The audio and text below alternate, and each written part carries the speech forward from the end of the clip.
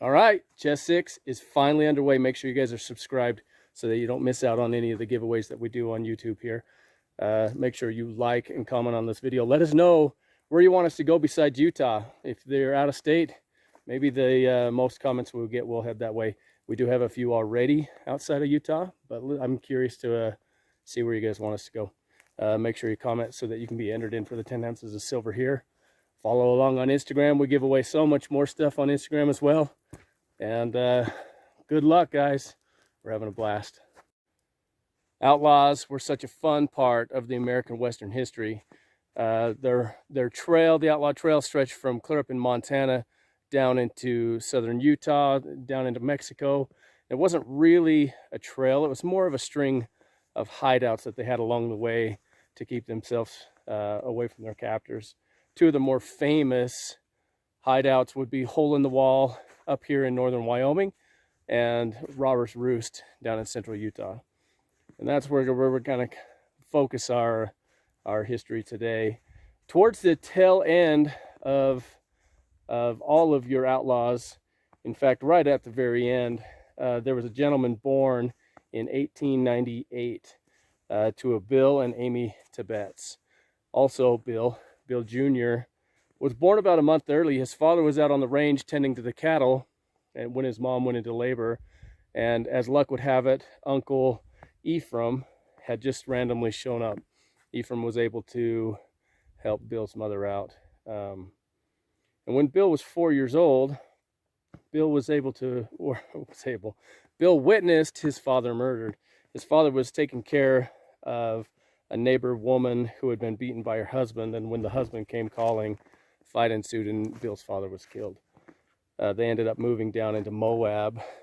Amy couldn't keep the ranch where they were south of the LaSalle Mountains, and they ended up moving down into MOAB. Bill quickly, as he grew, was known as one of the toughest kids in school. Later, when he turned in his later teens, he and a few of his friends heard a rumor that the outlaws out at Robber's Roost had left their horses there and were gone. So they went out and rounded up these horses and sold them up in Iron County a little bit later. Bill ended up going into the military, joined the Army, and served in the war. And when he came home, things were a little different. He ended up with his mother and uncle starting a cattle, call it a ranch. They were free grazing out on Canyonlands, which was open to everybody to free graze their cattle there. However, there were already some bigger companies in the area, and fights ensued between them. And it went back and forth, and I want you guys to look into that history a little bit there. Anyway, he ended up in jail along with one of his buddies, and when things didn't go well in court, they escaped. Bill and his friend evaded the ensuing posse through Canyonlands. He knew that area evidently like the back of his hand. One night, when the posse was on him, he and his friends snuck down and stole the supplies from the posse. The next morning, they were able to convince the posse that it would be better for them to just leave and go back in without continuing to chase them. And luck have it, they did. But the posse returned a few days later and pushed them even further west. Now, the sheriff didn't know the area as well as Bill and his friend did, and so they were able to escape through some of these canyons and ended up out to Robber's Roost, where they ended up wintering that winter. That's where we're stopping the history today. Bill and his friend are out at Robber's Roost, spending the winter.